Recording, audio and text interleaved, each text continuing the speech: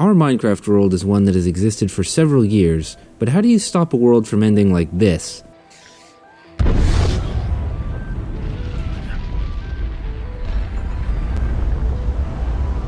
Well, it's not an uncommon practice to establish governance, and this world is no different. Preferences and disagreements have led to the formation of several different nations around the world, all with their own system of government and set of laws for their territory. Now, the history of the world is not without conflict, but with as many players as there are, I'd say they've done pretty good.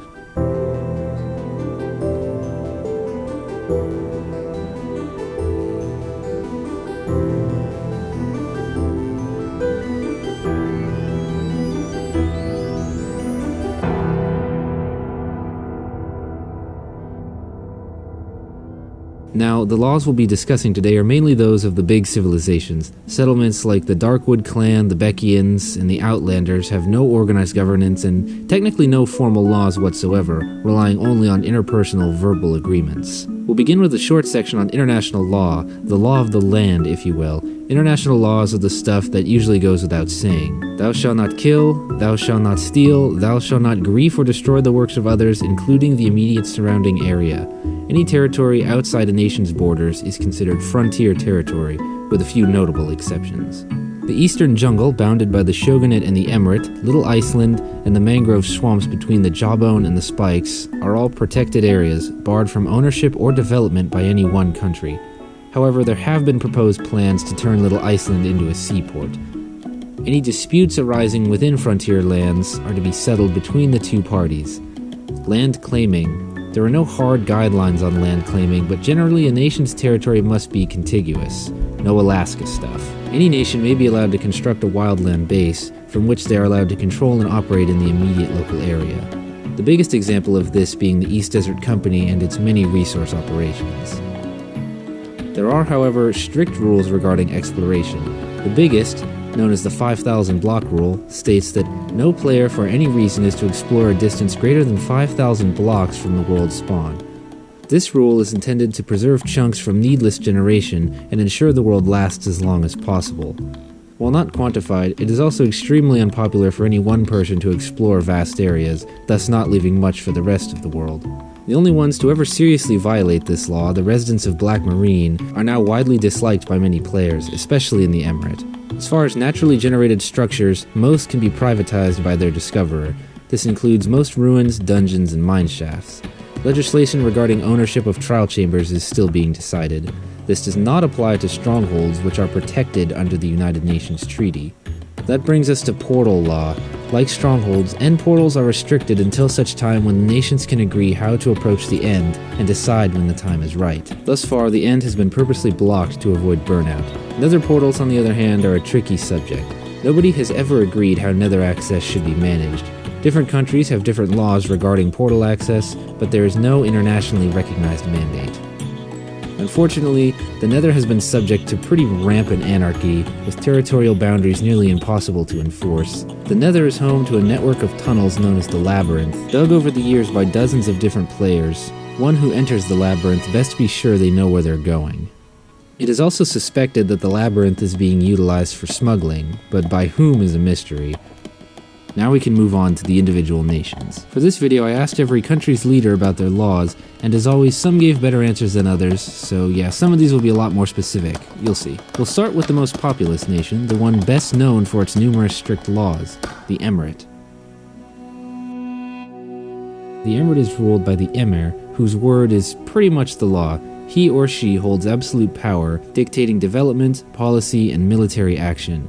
Should the Emir die, which is regarded as very unlikely, the next Emir will be someone chosen by the previous. The Emir has previously appointed a regent to oversee the city in his absence. Maybe the Emirate's most infamous law, the Code of Aesthetics. The city of Tanis does not allow much building freedom. The capital's Arabian architecture is part of the Emirate's state-mandated style. All official buildings must follow this code, with some leniency for residential structures. But they must follow the sandstone, spruce, mudstone building palette. Interiors are not limited. Due to petitions from the citizens, colored terracotta may be used on a case-by-case basis.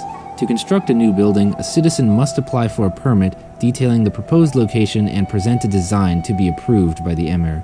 As per their contract, The East Desert Company will fund the construction of all official buildings and may delegate responsibilities as they see fit. They are not, however, required to fund personal structures or residences. Only citizens may hold residence in the capital. The building codes only apply to the street level of Tanis, however. The Affordable Housing District, more commonly referred to as the Undercity, is a maze of tunnels and grottos beneath the capital. There, players are allowed to dig and build free from restriction, as long as they keep it away from basements and sublevels of surface buildings. No mining operations may be conducted east of the waterfall. Given Tanis' proximity to the world spawn, non-citizens are allowed to temporarily stay in the Undercity while they decide what to do. Half of all valuables mined by non-citizen Undercity residents are to be paid to the city treasury. Any player wishing to obtain citizenship must be interviewed and admitted by the Emir himself. Applicants not known to the Emir personally require sponsorship from a current citizen. In the event that a citizen breaks Emirate law, if the crime is deemed heinous enough, the sponsor may share in the punishment. Punishment in the Emirate is severe, with exile being the sentence of most offenses, even light ones, and execution for the more serious crimes. Current players exiled from the Emirate include Mick, Crow, and Subject. Aside from the regular laws, the Emirate enforces strict control over Nether access. No personal portals allowed, and only select players may enter the government portal. The Emirate is a proponent of overworld travel, and as such has strict bans on Nether highways, especially from any other nations that wish to connect to their city. No one is to associate with pigs or otherwise handle swine in a suspicious manner. It goes without saying that the Emirate is a big supporter of industry, hosting the East Desert Company, the world's largest and really only resource company. Internationally, the company goes pretty much unregulated, but within Emirate territory they have to abide by certain restrictions. In addition to the protection of certain areas, like the Eastern Jungle, no industrial operation is to negatively impact or alter the outward natural aesthetic of an area. It should be worth noting... Speaking of borders, the Emirate is a highly territorial nation. They do not allow any foreign operation within their lands, no matter the circumstances. They don't even allow unsanctioned travel throughout their territory, with the one exception of the canals connecting the Noros and Sini rivers. The Emirate has no hard borders in the west, with the edge of their influence gradually bleeding into the Barrens region or Outlander territory. However, there are a few isolated desert villages that they have claimed, but all lie past Mesa Segura, muddying the waters a bit on who owns what. As far as foreign policy, most of the Emirate interactions with other countries are trade agreements, conducted through the EDC. They are particularly friendly with the two closest nations, the Republic and the Shogunate. Together this region is referred to as the Tri-State Area. Most interactions with other nations are strictly economic. The Emirate conducts some trade with the northern kingdoms. However, for reasons I'll have to detail in another video, there is currently a trade embargo on the Southern Isles. From Tanis, we'll move to their neighbors across the river, the Free Republic.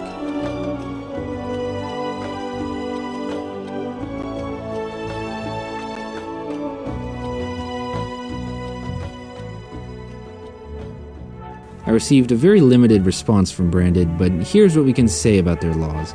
The Republic is a city-state with no substantial land claims beyond what you see here. The leader, Branded, is a democratically elected president, allegedly, and his republic is the self-declared leader of the free world. New players are freely accepted, providing that they're chill. Republic City is a capitalist nation. Every citizen has full ownership of everything they collect and build. There are no building codes, but most structures conform to the sandstone style, given its abundance. Any crimes are tried within the High Tower, with the president presiding as judge.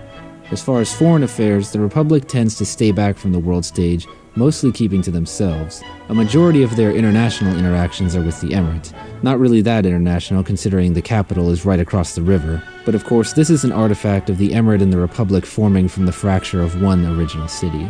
The Republic is not territorial, with no defined borders, and occupies the smallest area of any nation. Anyone may freely pass through its lands. Most notably, the Republic is a proponent of villager rights, with the city constructed to support the idea of villagers being able to travel around as they please. This applies to players as well. The Republic will help any player in need. Well, that's about it for them, so it seems only right to finish out the Tri-State area with the Shogunate. Oh my. Now this is what I'm talking about, ladies and gentlemen. This is a code of laws. I can't let all this effort go to waste here, so I'm literally just gonna read this. Here we go. Lex Imperialis Nekashima. In the boundless stillness of the universe and the ever-flowing harmony of existence, we are guided by the sacred teachings of the Notch and the divine wisdom of our sovereign, who serves as the earthly vessel of universal truth. As first Shogun and Lord Regent of the Holy Imperium of the Setting Sun, bound by the spirit of unity, honor, unwavering devotion to our sovereign ancestral heritage, and the sacred and divine teachings of the Notch, do hereby proclaim this codex as the official summary of imperial law, and as an aid for the understanding of the embodiment of our sacred duty and harmonious way of life. Rooted in the principles of tranquility, discipline, and selfless devotion, we vow to cultivate wisdom, virtue, and compassion, fostering a nation where all beings may walk the path of harmony and fulfillment. With unwavering reverence for our sacred traditions and the natural order bestowed upon us, we seek to maintain balance between the heavens, earth, and the people, ensuring peace and prosperity for all generations to come. Recognizing the sovereign as the enlightened custodian of our sacred realm and the living conduit of divine wisdom, we solemnly pledge our loyalty and service in pursuit of a just, peaceful, and virtuous society.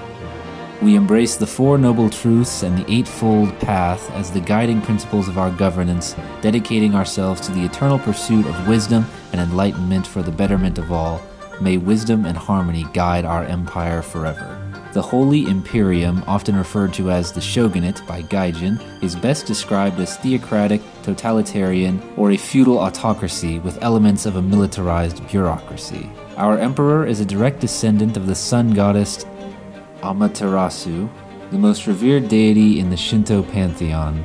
This divine lineage positioned the emperor as the spiritual and symbolic leader of Nekashima, embodying the unity, continuity, and cultural essence of the nation. Nekashima is the home island of the Imperium and holds special significance. The Imperium is the land subject to the rule of the Emperor as well as the government. The Emperor currently serves as a mostly ceremonial and spiritual role, while true power is held by his official regent who holds the title of Shogun. However, the Shogun's authority derived itself from the Emperor and the mandate of heaven. The Shogun is both Lord of the Judiciary and Lord Arbiter of the law. Enforcement may also be carried out by an appointed arbiter. The Shogun has the authority to occupy the roles of judge, jury, and executioner at his own discretion. Disputes and appeals may be held to both the Shogun and the Emperor, but an audience with either is not guaranteed or entitled. Alternatively, a plaintiff may go through the imperial bureaucracy to bring their case to an official court. There, the case will be subjected to the ruling of the Book of Judgment. A ruling through the Book of Judgment may take some time, as it is several thousand volumes long, while being further expanded upon with the publishing of new volumes every day. Many of these laws are contradictory in nature.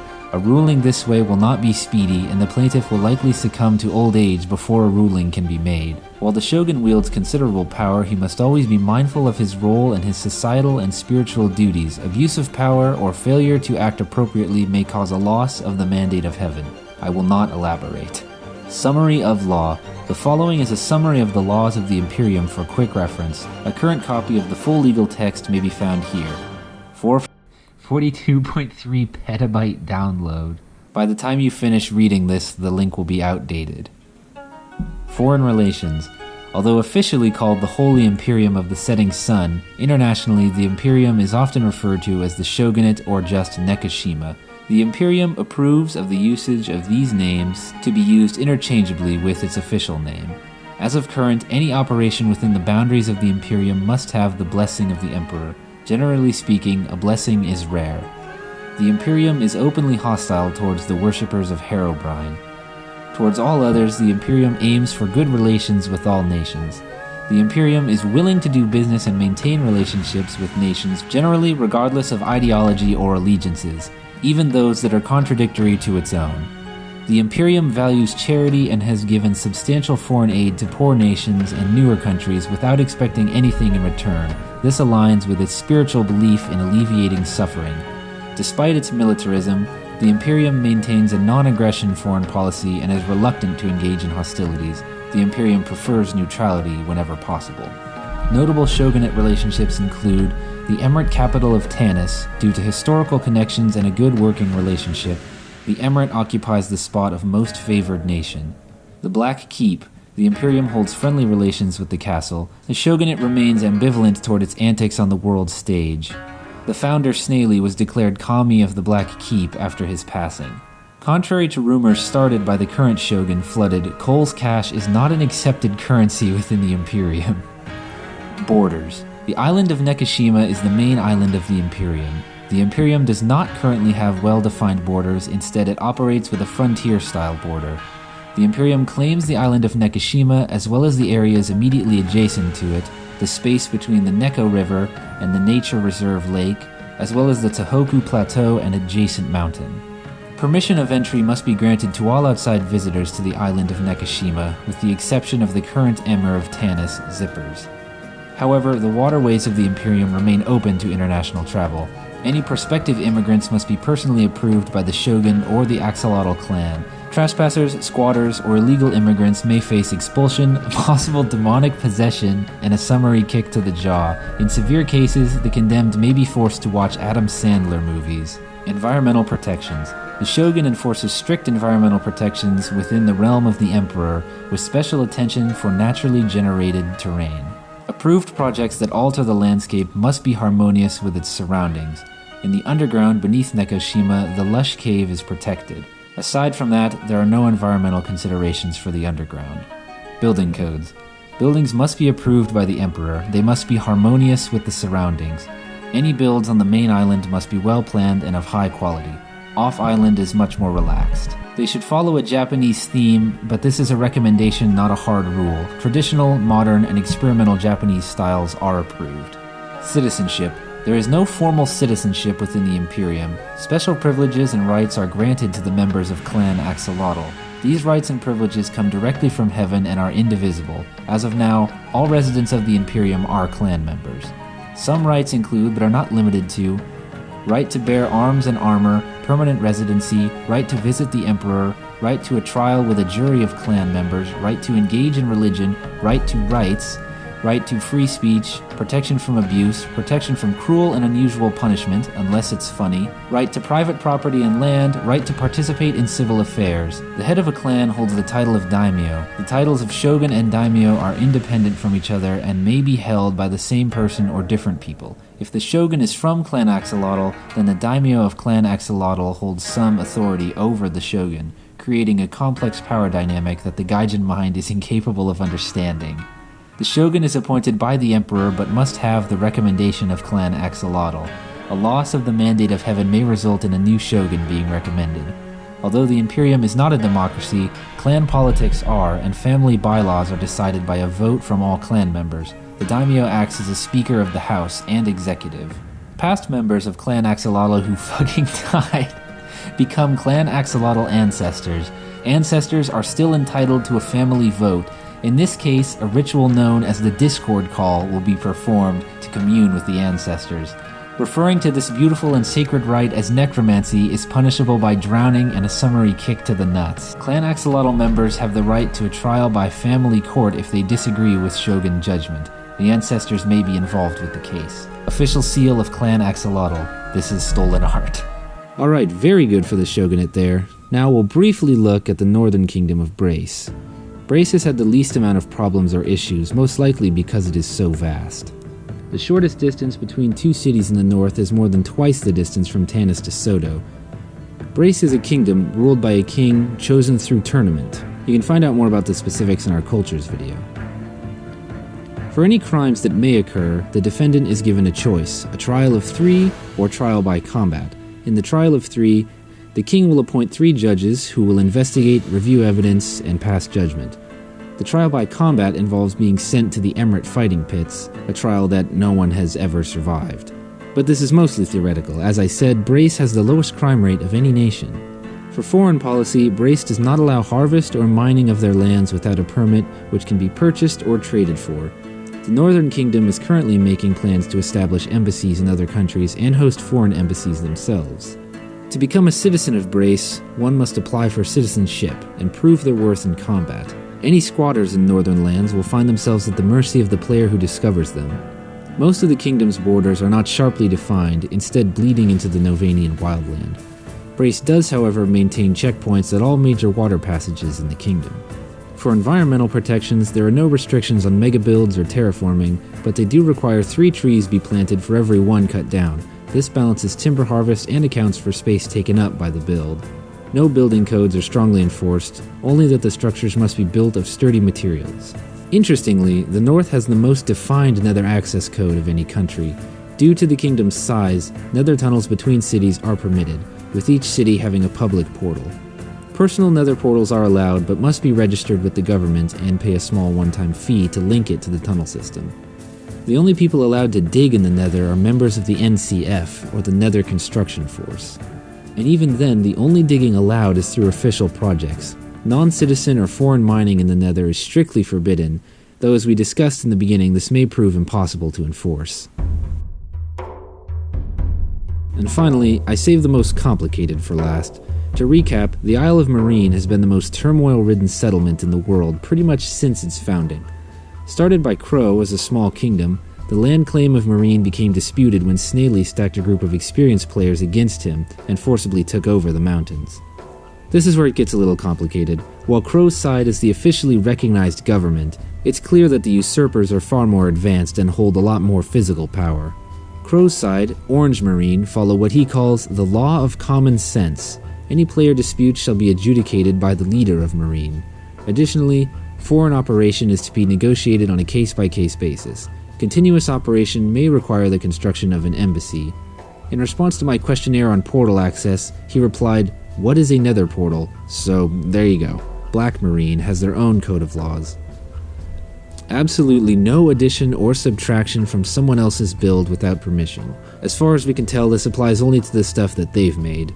No unauthorized use of deadly force, with the exception of self-defense. All gates along the wall must remain closed at all times. There are no building criteria other than no eyesores, and all builds must be well lit and spawn-proofed. This is actually a good one, as it ensures the safety of mountain citizens, an issue which plagued the early settlers on the island. It also allows Marine to have the most diverse range of build styles in the world. Any mining of valuables must be done using either a Fortune 3 or a Silk Touch pickaxe. Ironically, Black Marine are highly accepting of new players. All players are accepted providing that they are morally righteous. Residence for all citizens will be provided at no cost. Their environmental policy consists of do whatever you want, but again, no eyesores. What is and is not an eyesore is the sole decision of the leader of Marine. The supreme leader of Black Marine holds absolute power and is a title passed down within the castle's ruling family. General law: mess with someone's build, your own will be griefed. Stealing, immediate execution. Criminal trespass, deadly force authorized. Killing within the walls, immediate execution. No more than 64 eggs may be thrown in a day. Violation, immediate execution. Mushrooms are sacred. Killing mushrooms, immediate execution. Nether portals, free access, no netherite mining. Foreign policy, we trade with all nations except for Crow. No Emirate citizen visitation allowed. International trade has always been a major policy of Black Marine, to curry favor with other nations and help legitimize their land claim. As I said in the beginning, they also view wildland on a first-come, first-served basis, which has proved extremely unpopular internationally. Well, there you have it, folks. The laws of our Minecraft world. I'd love to hear your thoughts in the comments. What do you think of the different nations' laws, and which ones do you like the best? If you liked what you saw, consider liking or subscribing. There's plenty more on the channel, and plenty more to come. Let's see if we can't hit 1,000 subs, Anyways, thank you so much for watching, and till next time.